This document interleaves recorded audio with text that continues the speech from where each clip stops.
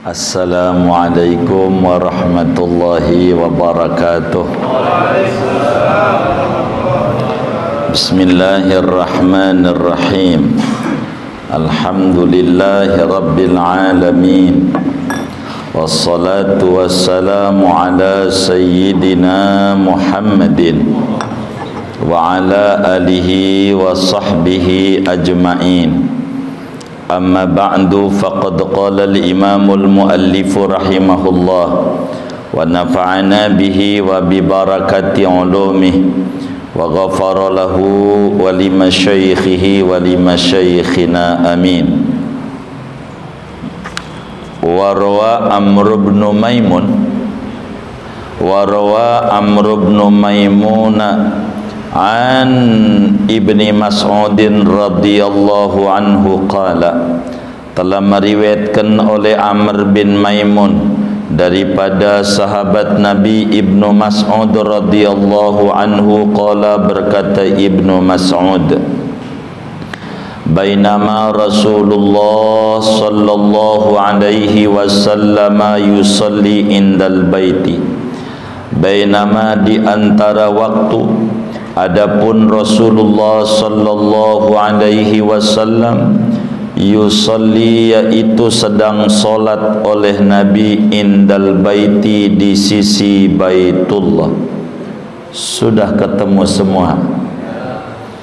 Wa Abu Jahlin wa ashabuhu julusun, sedangkan adapun Abu Jahal dan konco-konconya Abu Jahal yaitu duduk-duduk, sedang duduk. Waqad nuhirat jazurun bil amsi, dan sungguh telah disembelih oleh unta pada kemarin. Faqala Abu Jahlin, maka berkata oleh Abu Jahal, laknatullahi alaihi, moga-moga laknat Allah tercurah kepada Abu Jahal. Ayyukum yaqumu ila silal jazuri, ayyukum adapun mana-mana di antara kamu, yaitu berdiri oleh ayyukum kepada jeroan unta, fayulqihi ala katifi Muhammadin idza sajada, maka melemparkan oleh ayyukum akan jeroan unta di atas belikat Nabi Muhammad idza sajada, apabila sujud oleh Nabi Muhammad. Fan ba'atha asqal qaumi fa akhadahu,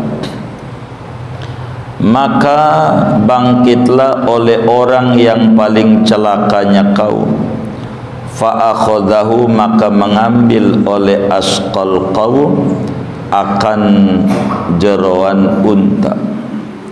Falamma sajadan nabiyyu sallallahu alaihi wasallam wada'ahu baina katifaihi, maka tatkala sujud oleh baginda Nabi sallallahu alaihi wasallam, maka meletakkan oleh asqal qaum akan jeroan unta di antara dua belikatnya Nabi Muhammad. Fastadhakau, maka mereka tertawa, Abu Jahal dan konco-konconya. Wa ana qaimun anduru, padahal aku, kata Ibnu Mas'ud, yaitu berdiri, anduru, memandang oleh aku. Qultu law kana li mana'atun la tarahtuhu an dhahri Rasulillah sallallahu alaihi wasallam, andai ada bagiku kekuatan, niscaya membuang oleh aku akan jeroan unta dari punggungnya Rasulullah sallallahu alaihi wasallam. Wan nabiyyu sallallahu alaihi wasallam sajidun ma yarfa'u ra'sahu, padahal adapun Nabi sallallahu alaihi wasallam yaitu sujud, tidak mengangkat oleh Nabi akan kepalanya. hatta talaqa insanun, sehingga pergi oleh seorang manusia, fa akhbara Fatimah radhiyallahu anha, maka memberitakan oleh manusia itu akan Siti Fatimah radhiyallahu anha, wajaat, dan datang oleh Fatimah, wahia juwairiyatun, padahal Fatimah yaitu masih bocah, perempuan muda. Fatarahathu, maka membuangi oleh Fatimah akan jeroan unta. Summa aqbalat alaihim tashtimuhum, kemudian menghadap oleh Fatimah atas Abu Jahal dan konco-konconya, mencaci oleh Fatimah akan mereka. Falamma qada Rasulullah sallallahu alaihi wasallam salatahu rafa'a sautah, maka tatkala selesai oleh Rasulullah sallallahu alaihi wasallam akan solatnya, maka mengangkat oleh Nabi akan suaranya. Fada'a alaihim, maka nyumpahin oleh Nabi atas mereka Abu Jahal dan konco-konconya. Faqala, maka Nabi berkata, Allahumma alaika bi Quraisyin, ya Allah, timpakan azabmu kepada suku Quraisy. Salasa marratin, padahal 3 kali doa itu dibaca oleh Nabi. Falamma sami'u sautahu wa du'aahu dhahaba anhumud dhahku, maka tatkala mendengar oleh Abu Jahal dan konco-konconya akan suara Nabi dan doa sumpahan Nabi, dhahaba anhumud dhahku, maka lenyap dari mereka oleh tertawa. Wa khafu da'watahu, dan mereka takut akan doa yang dipanjatkan Nabi. Faqala, maka Nabi bersabda, Allahumma alaika bi Abi Jahlin wa Uqbata wa Utbata wa Syaibata wal Walid ibn Utbata wa Umayyah bin Khalafin. Ya Allah, timpakan laknatmu kepada Abu Jahal, Uqbah, Utbah, Syaibah, Walid bin Utbah, Umayyah bin Khalaf. Qala Abdullah bin Mas'ud radhiyallahu anhu, berkata Abdullah bin Mas'ud radhiyallahu anhu, walladzi ba'asa Muhammadan bil haqqi, demi Tuhan yang telah mengutus oleh Tuhan akan Nabi Muhammad, bil haqqi, dengan kebenaran. Laqad ra'aitul ladzina sammahum sar'a yauma badrin, demi sesungguhnya aku melihat akan orang-orang yang menyebut oleh Nabi akan mereka, sar'a, akan tergelepak semuanya, mati, yauma badrin, pada hari perang Badar. Warwa Abdullah bin al-Haris an Ibni Abbas radhiyallahu anhu maqala wallahu a'lam bishawab. Segitu dah tu ciri ngajinya.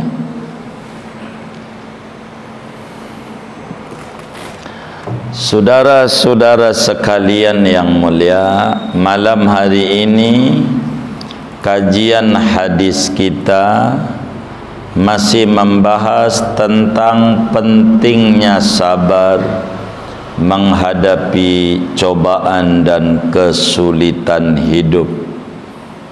Malam hari ini memasuki hadis yang ke-331, hadis ke-331 dari 1000 hadis kitab kita ini.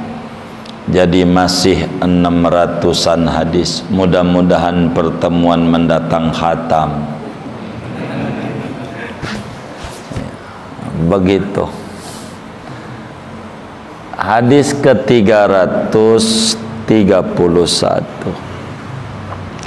Hadisnya dari sahabat Nabi Abdullah bin Mas'ud. Rasanya pertemuan yang lalu udah diterangin ya? Belum. Baik. Sayyidina Abdullah bin Mas'ud adalah sahabat besar Rasulullah sallallahu alaihi wasallam. Ini sahabat termasuk sadisul muslimin, orang yang keenam daripada orang-orang yang masuk Islam duluan. Ibnu Mas'ud, nama aslinya Abdullah bin Mas'ud, dari anak-anak Imam Ali, laki dewasa Abu Bakar, Sayyidatuna Khadijah, adalah Sayyidina Utsman. Itu pokoknya yang keenam Ibnu Mas'ud, Islam duluan. Penyebab Islamnya Ibnu Mas'ud radhiyallahu ta'ala an terkaget-kaget melihat mukjizat yang ada pada tangan Nabi Muhammad sallallahu alaihi wasallam. Siang itu Nabi bersama Abu Bakar Siddiq radhiyallahu ta'ala an, sepulang dakwah menyeru orang-orang bertauhid kepada Allah, haus. Panasnya Arab beda dengan panasnya kebun nanas yang ada kebun nanasnya orang ada. Beda. Arab panas. Maka kemudian itu Nabi bilang sama anak muda Abdullah bin Mas'ud, dia bilang, ini kambingmu. Dia kerja lagi ngangon kambing, kuli ngangon. Kata Ibnu Mas'ud, la bal ana mu'taman, bukan punya anak karyawan, suruh ngurusin ngangon unta, ngangon kambing aja, ngurusin ngangon kambing begitu.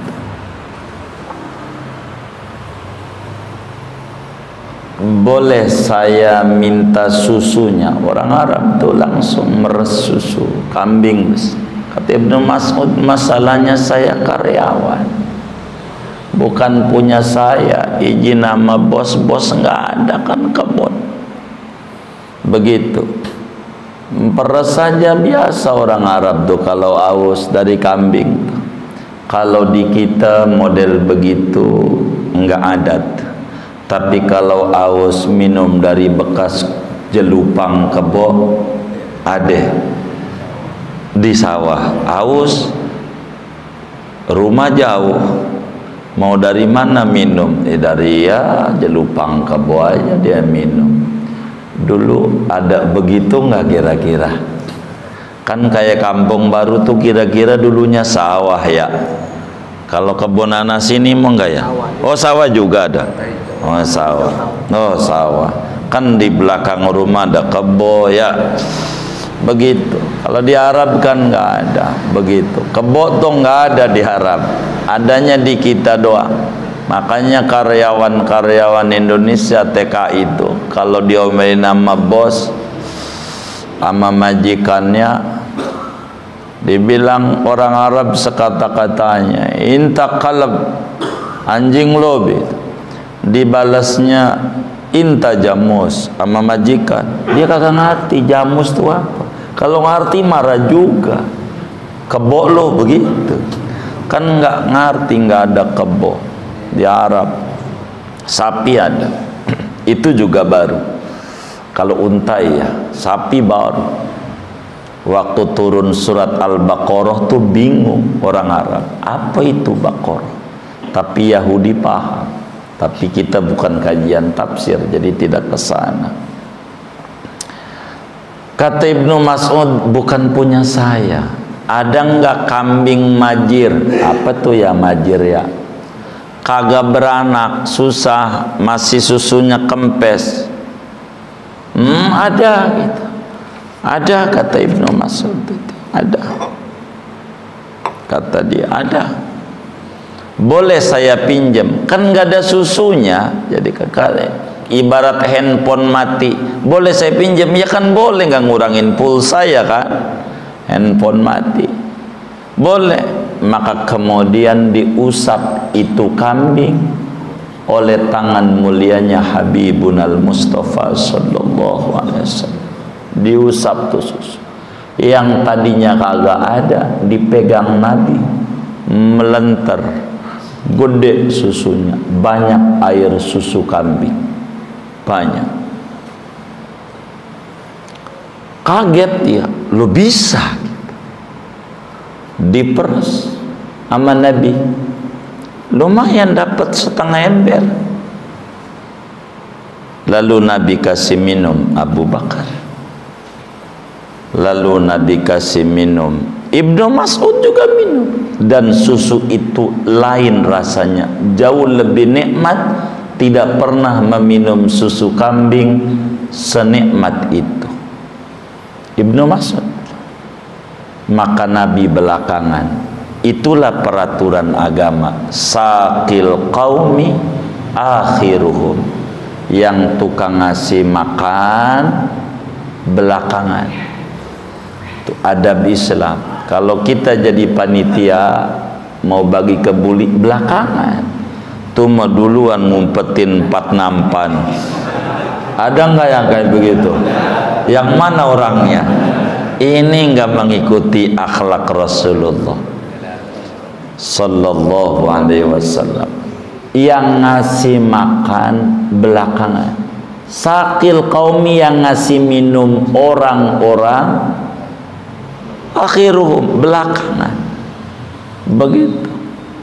Dan itu sudah menjadi akhlak para sahabat. Kalau dia bagian ngasih-ngasih orang, belakangan. Begitu. Begitu. Maka Nabi minum. Ibnu Mas'ud kagum. Ini kan sesuatu yang di luar nalar. Dipegang doang susu jadi banyak. Maka kemudian syahadat Ibnu Mas'ud masuk Islam. Asyhadu an la ilaha illallah wa asyhadu annaka ya Muhammad Rasulullah. Masuk Islam.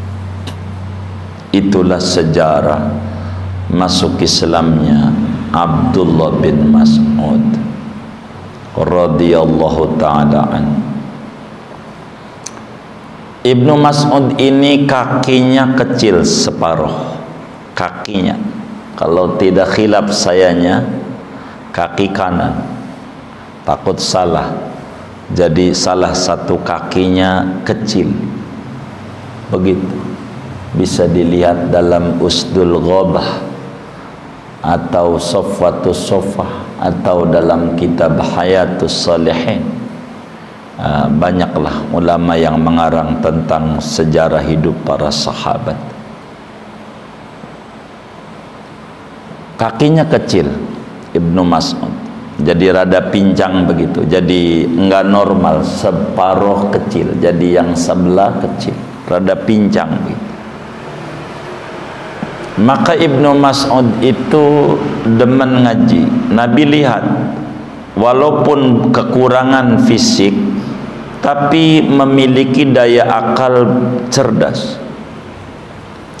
Maka Ibnu Mas'ud inilah hadis motivasi ngaji ada sama Ibnu Mas'ud. Kata Nabi, Imam Jalaluddin As-Suyuti riwayatkan di dalam kitab Jami'us Shaghir, Al-Kharaiti di dalam kitabnya Makarimul Akhlaq, dan masih banyak. Kata Nabi sama Ibnu Mas'ud nih, ya bena Mas'udin, julusuka sa'atan fi majlisil ilmi la tamassu qalaman wa la taktubu harfan khairun laka min itqi alfi raqabatin fi sabilillah. Kata Nabi, wahai Ibnu Mas'ud, Anda duduk di majelis ilmu, duduk di majelis ilmu, walaupun gak sila duduknya, kadang sila kadang belonjor, wong uratnya pada asem, namanya asam urat. Duduknya Anda di majelis ilmu meski belonjor, saatan sebentar. Syekh Nawawi Al-Bantani tulis dalam Tanqihul Qawlil Hasis, ay walau fauqa halbi naqa, seukuran meresusu unta, 5 menit Anda duduk di majelis ilmu, 5 menit, enggak usah lama, apalagi kalau sejam. Duduk aja di majelis ilmu. Ampe Nabi bilang, la tamassu qalaman, kau kagak pegang pulpen, wala taktubu harfan, kau tak catat barang sehuruf, kau duduk doang. Namanya jiping. Namanya apa jiping? Ngaji kuping. Itu udah ada dari dulu. Nabi bilang, duduk denger doang, kagak nyatet, kagak ngerekam, kagak ngapa. Biar kata jiping, ngajinya nguping. Biasanya jider, ngajinya nyender. Apa? Ada juga jikir, ngaji di tempat parkir, bagus juga. Yang penting ngaji, duduk di majelis ilmu bentaran doang, walaupun kagak pegang pulpen, kagak pegang buku. Itu lebih baik, lebih tinggi di mata Allah ganjarannya ketimbang memerdekakan hamba sahaya 1000. Hamba sahaya itu orang dijual, budak. Kalaulah kita ngobrol big sale 1 juta 1 orang, motor aja legenda 2 nggak dapet. Ini orang 1 juta kali 1000 berapa tuh? 1 miliar. Dibanding sedekah 1 miliar yang orang punya juga kita, itu lebih tinggi duduk di majelis taklim 5M, 5 menit. Begitu ngaji. Maka Ibnu Mas'ud nih dari pesan Nabi ini getol ngaji kemana-mana. Kemana-mana Ibnu Mas'ud ngaji kepada Nabi Muhammad sallallahu alaihi wasallam. Oleh karena Ibnu Mas'ud ini termasuk minas sabiqinal awwalin, termasuk sahabat-sahabat tua paling duluan Islamnya, sehingga tidaklah banyak meriwayatkan hadis karena udah kerepotan kalau udah tua. Beda sama yang masih muda-muda ngaji. Begitu. Kalau udah yang tua tuh udah repot. Udah repot. Ngaji mau enak masih bujangan. Mau kemana ngaji siang malam. Enggak repot. Kalau udah tua repot. Makalah Ibnu Mas'ud itu saudara meriwayatkan hadis kepada umat dari apa yang beliau dengar dari Habibunal Mustafa sallallahu alaihi wa alihi wasallam, hanya 848 hadis tersebar dalam Sahih Bukhari, Sahih Muslim, dan begitu seterusnya. Tidaklah banyak, meski ilmunya banyak, tidak banyak. Tidak seperti Sayyidatuna Aisyah 1210 hadis, Ibnu Abbas 1660 hadis, Anas bin Malik 2223 hadis, Abu Hurairah 5300-an. Dia cuma 848 hadis. Ibnu Mas'ud meninggal dunia dalam usia 60 tahun. Wafat pada tahun 83 Hijriah, yakni 73 tahun sesudah Nabi wafat. Ibnu Mas'ud meninggal dunia.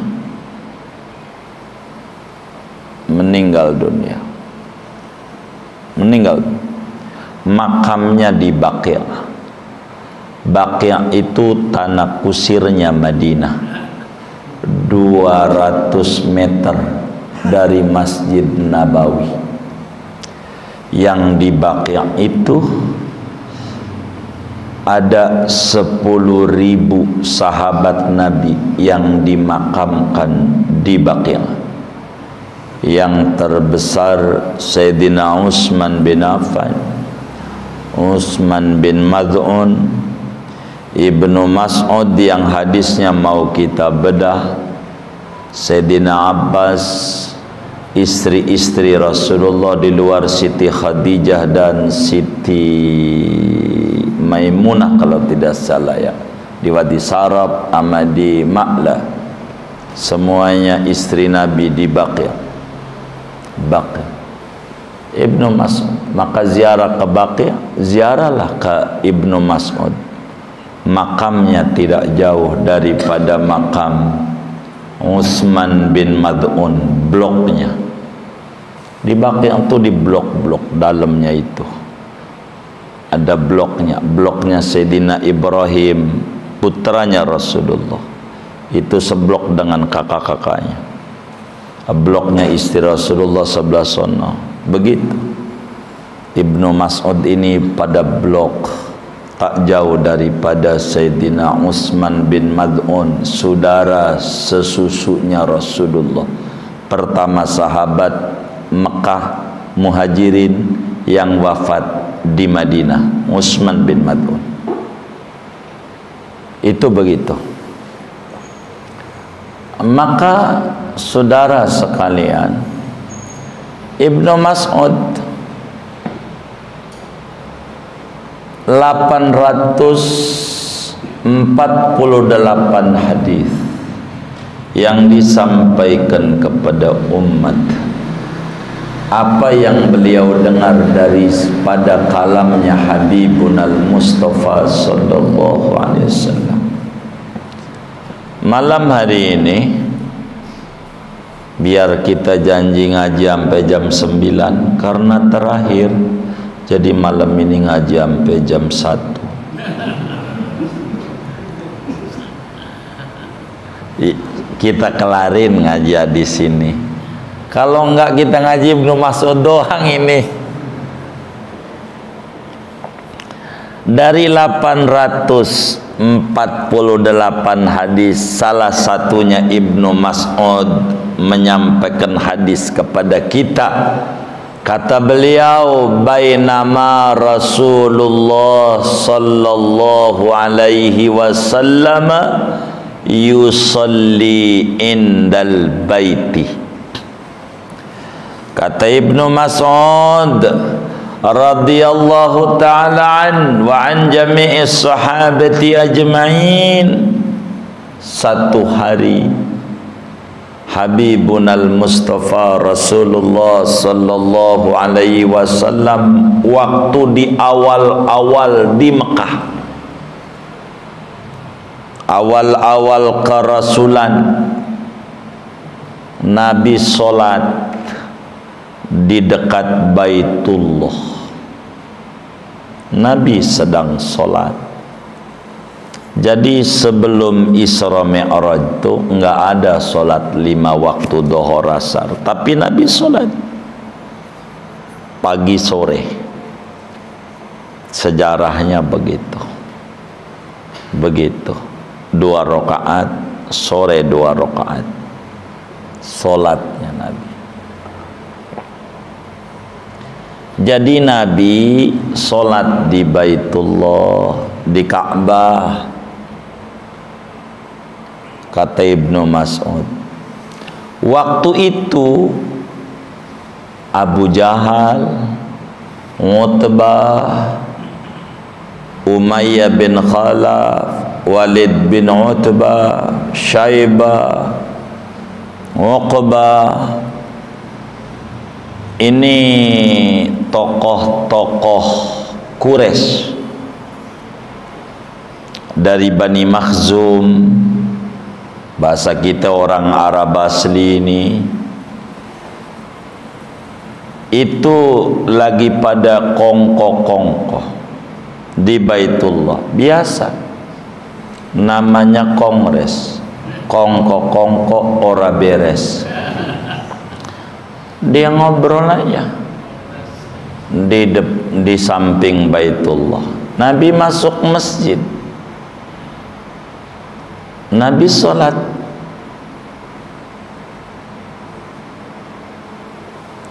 Sebelumnya kemarin, kata Ibnu Mas'ud, ada unta yang disembelih.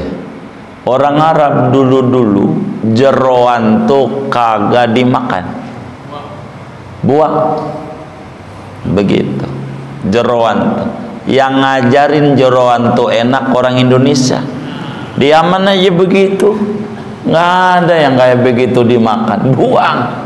Orang Indonesia bisa ngolah jeroan, dibikin gorengan. Aji Cone udah meninggal, udah meninggal, tahu aja dia. Itu begitu. Itu jeroan yang ngajarin orang Indonesia, itu dibuang orang Arab. Menjeroan tuh buang aja begitu.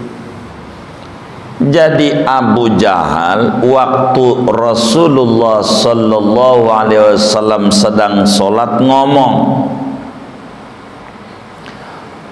sama temen-temennya, sopo yang berani ngambil jeroan unta yang ada tinjaknya, ada ininya, ada itu. Sopo yang berani, lalu ditaruh di lehernya Muhammad waktu lagi sujud. Taruhin aja tuh, ditimpein jeroan begitu, timpein begitu. Siapa yang berani ngacung, maka Walid bin Utbah yang berani.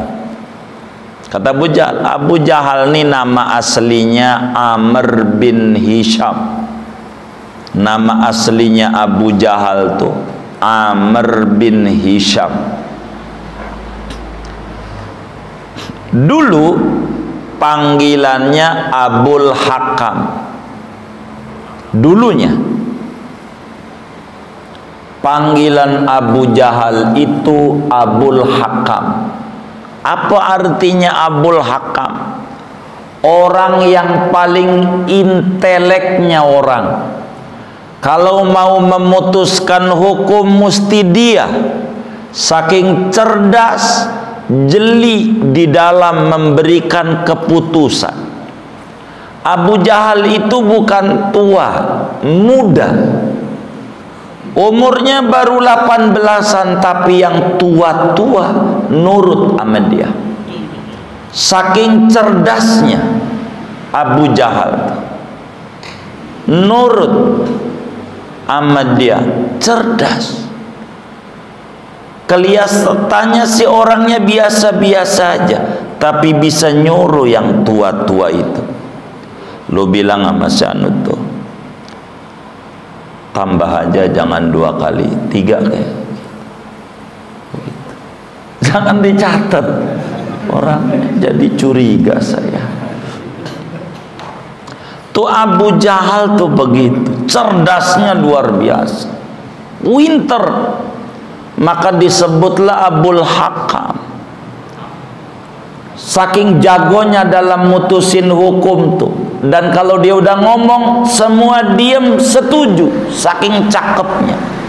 Cuman ketika ada Habibun al-Mustafa sallallahu alaihi wasallam yang akalnya cerdas, kepintarannya di atas rata-rata, IQ-nya tinggi, namun tidak melihat sebuah kebenaran, maka Nabilah yang ngasih gelar Abu Jahal. Ini gelar yang Nabi panggil, namanya kunyah dalam bahasa Arab. Julukannya biangnya orang bodoh. Itu Nabi yang panggil Abu Jahal. Orang-orang Quraisynya manggilnya Abul Hakam. Kata Nabi, bukan, Abu Jahal. Buang akalnya cerdas, tapi tidak digunakan akal itu. Tahu kebenaran, tapi dia tidak menerima kebenaran. Tahu Nabi Muhammad itu benar, bukan nggak tahu. Jangan dikata Abu Jahal tuh nggak tahu Nabi Muhammad itu benar, tahu. Makanya Nabi ngapa nyebutnya Abu Jahal? Karena memang kebodohan yang dibuat oleh dia. Ketika Abu Jahal didatangi oleh seorang sahabat, Abu Jahal, menurutmu Amr bin Hisham, menurutmu apakah Muhammad itu gila? Apa kata dia? Orang gila ngomongnya lempeng begitu. Tuh itu. Enggak mungkin lah Muhammad gila. Apakah Muhammad itu seorang penyair? Gua ngerti not-not lagu yang diomongin Muhammad itu di luar kemampuan manusia. Quran maksudnya. Begitu banyaklah komentar-komentar orang tentang Nabi. Muhammad penyihir. Apakah Muhammad itu tukang sihir? Aduh, gua tahu kelakuannya tukang sihir, gua tahu. Ujung dari berbagai ungkapan itu, ngapa lu kagak ikut dia? Dia cuman jawab, masalahnya bukan dari keluarga gue Muhammad, dia dari Quraisy. Kalau gua kan Bani Mahzum, sukunya. Itu doang, gengsi. Maka Abu Jahal tuh biangnya orang gengsi. Itu aja Abu Jahal. Maka dia bilang sama teman-temannya, siapa yang berani ngambil jeroan unta, kan banyak tainya, timpein tuh sama Muhammad. Siapa yang berani? Lalu Walid bin Utbah, gue timbang ambil begitu doang, nggak apa-apa.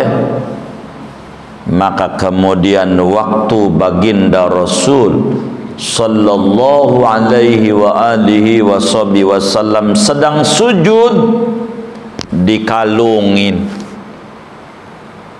jeroan unta yang sudah belepotan tai unta. Ucus aman Nabi.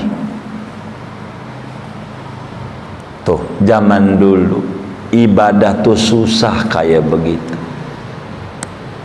Zaman dulu sholat aja sengsara, diganggu. Kalau kita sih enggak, cuman diri kitanya aja yang terganggu, enggak diganggu. Tandanya kita ke tempat mancing enggak ada takutnya. Kalau ke masjid doang ada wabah, itu mau terganggu namanya, bukan diganggu. Nabi lagi sujud, timpein. Waktu ditimpain pada ketawa, ngakak-ngakak semuanya. Namanya disebut membuli Rasulullah sallallahu alaihi wa alihi wasallam. Nabi lagi sujud. Kata Ibnu Mas'ud, gue waktu itu lagi diri, tahu kejadian itu, tahu. Tapi Ibnu Mas'ud bocah, kakinya kecil pincang, apa daya. Maka waktu kasus itu gue lihat bagaimana Nabi lagi ibadah aja diganggu. Cuman saya bisa bergumam, kata Ibnu Mas'ud, lau kana li mana'ah la tarahtuhu min dhahri Rasulillah sallallahu alaihi wasallam.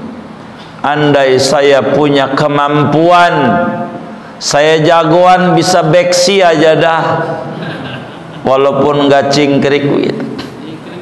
Iya, tapi saya nggak bisa apa-apa. Kalau saya mampu, pastilah saya angkat itu dari pundaknya Nabi. Nabi nggak kuat bangun, nggak kuat, berat, ditimpain unta. Lihat aja itu jeroan sapi segede gitu, unta lebih gede lagi, ditimpakan kepada Rasulullah. Coba baunya kayak apa? Kita lagi ibadah begitu, kita kan nggak ngalamin kayak gitu-gitu amat ibadah kita. Tuh begitu tuh. Maka kata Ibnu Mas'ud, saya nggak ada mampu ngangkat begitu, nggak bisa. Wong ngangkat kaki aja nggak bisa. Maka kemudian itu kata Ibnu Mas'ud, Nabi lagi sujud nggak bisa bangun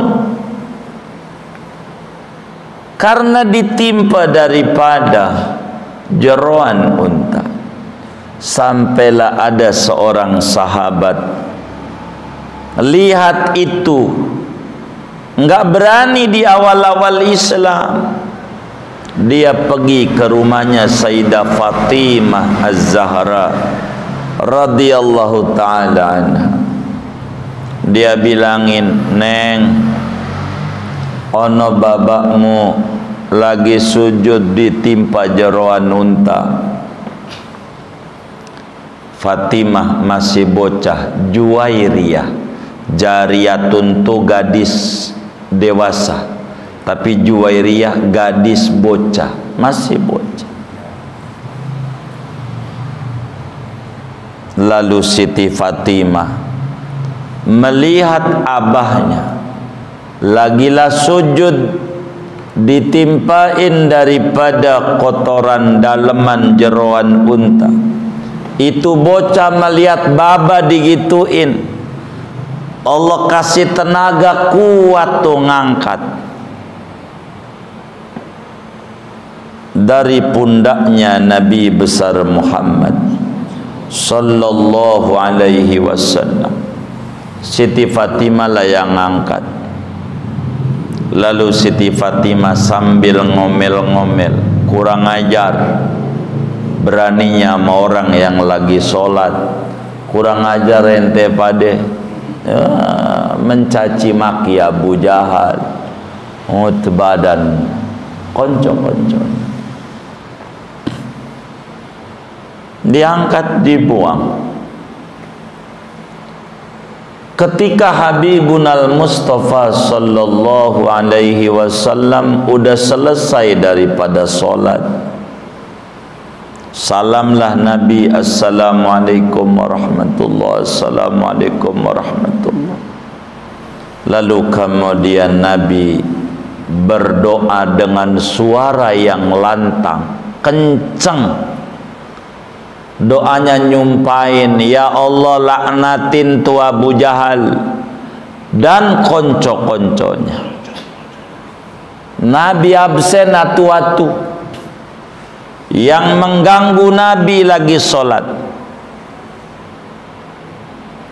Itu kita sering dengar dalam Al-Quran dijelaskan, ara'aital ladzi yanha abdan idza shalla. Itulah Abu Jahal. Maka Nabi angkat tangannya, Allahumma alaika bi Quraisy. Ya Allah, laknatin tuh orang-orang Quraisy yang mengganggu saya lagi sholat. Nabi absen nama-namanya. Abu Jahal, laknatin tuh ya Rab. Bahasa kita orangnya mampusin. Uqbah, mampusin ya Rab. Utbah, mampusin ya Rab. Syaibah, Walid bin Utbah, Umayyah bin Khalaf, mampusin ya Rab. Allahumma la'anhum, laknat mereka ya Rab. Nabi ngangkat tangan, doa. Itu waktu Nabi doa, biar kata mereka ini orang-orang kafir Abu Jahal dan konco-konconya yang tadinya ketawa ketiwi, diem kayak gahang keinjak. Waktu Nabi ngangkat tangan dan berdoa, dia tahu ini orang as-sadiqul amin. Ini yang ditimpakan orang yang jujur, yang terpercaya. Dia tahu ini orang bukan sembarang orang. Ada rasa gemeter pada doa yang dipanjatkan oleh Habibuna Muhammad sallallahu alaihi wasallam, sampai dikata dalam hadis riwayat Imam Tirmidzi, hadisnya sahih, u'titu khamsan lam yu'tahunna ahadun min qabli. Aku diberikan 5 keistimewaan yang tidak diberikan kepada seorang nabi pun selainku. Salah satunya nusirtu birru'bi. Aku diberi pertolongan dengan gemetarnya musuh. Jadi kalau Nabi udah doa kencang begitu, gemeter itu Abu Jahal. Tahu doanya Nabi menembus arasnya Allah. Itu yang lagi ketawa-ketawa diam semuanya. Falamma sami'u du'aahu dhahaba anhumuddah wa khafu da'watah. Ketika mereka mendengar doa yang dipanjatkan oleh Habibuna Muhammad sallallahu alaihi wasallam, mereka takut sama doa itu. Diam semuanya. Ngeri. Orang yang lagi kesulitan, dia berdoa, doa manjur. Nabi sampaikan dakwatul madlum mustajabah. Bahkan nasihati Imam Ali bin Abi Thalib, ya Ali, ittaqu da'watal madlum fa inna da'watahu laisa laha hijab fa inna Allah yastajibu da'watal madlum walau ba'da hin.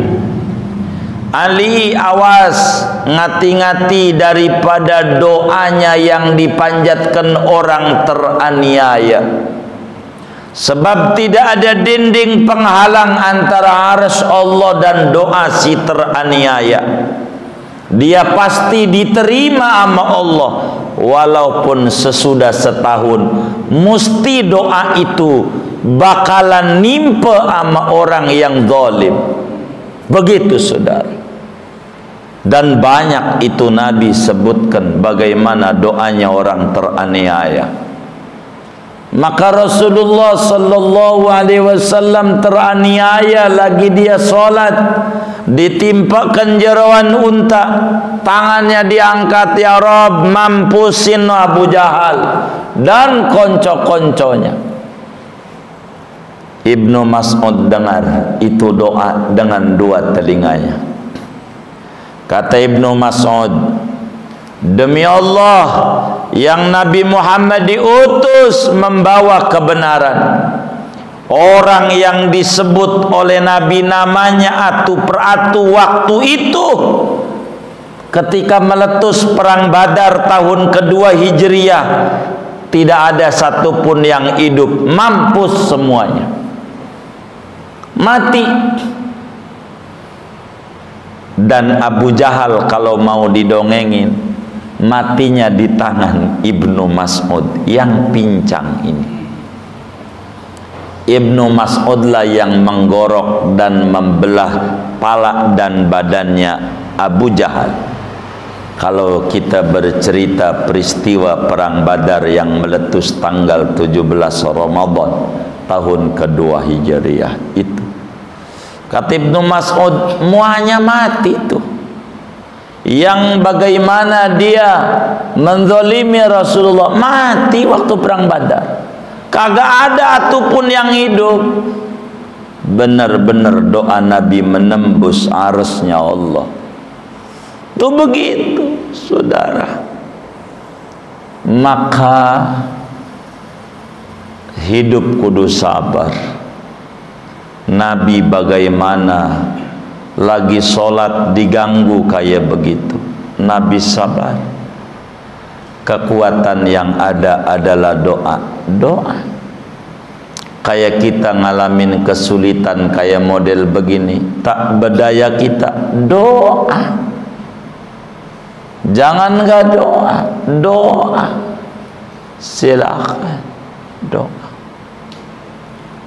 Allah ijabah doanya orang teraniaya, meski dari orang kafir.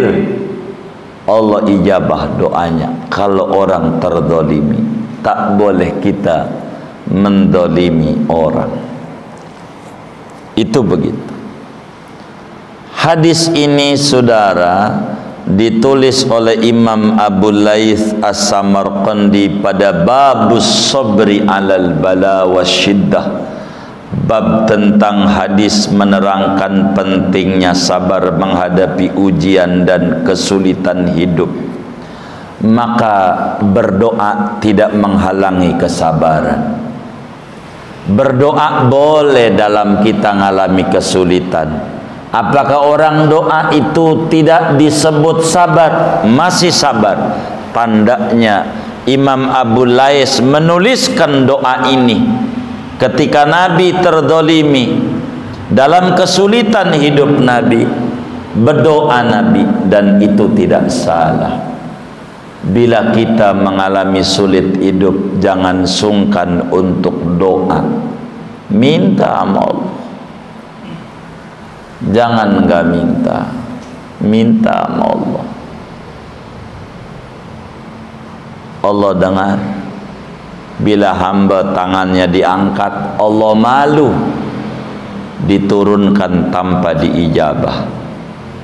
Maka bagi kita yang mengalami kesulitan hidup, sabar adalah kuncinya.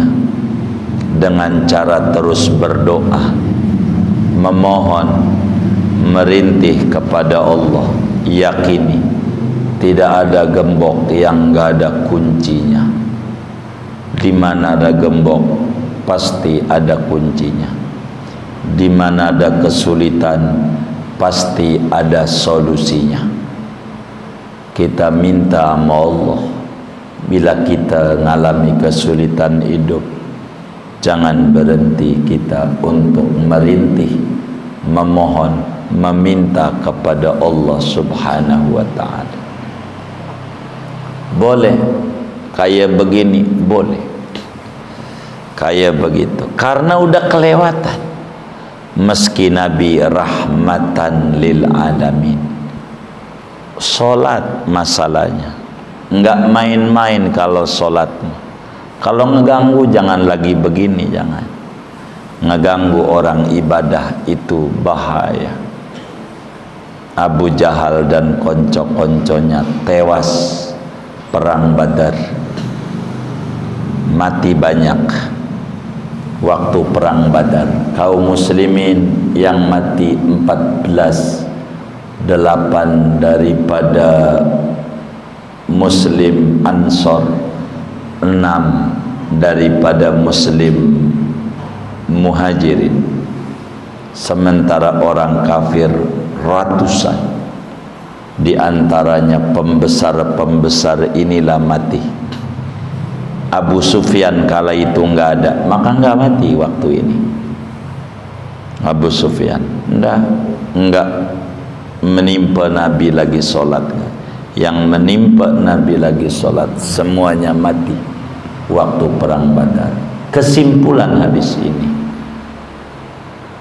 orang yang berdoa tidak menghilangkan kesabaran. Silahkan kalau kita ngalamin sulit, kita doa minta sama Allah sebisa kita. Nggak bisa bahasa Arab, bahasa Indonesia, Allah ijabah. Jangan takut. Kayak wabah kayak begini bikin bingung hidup kita, doa aja, doa, minta Allah.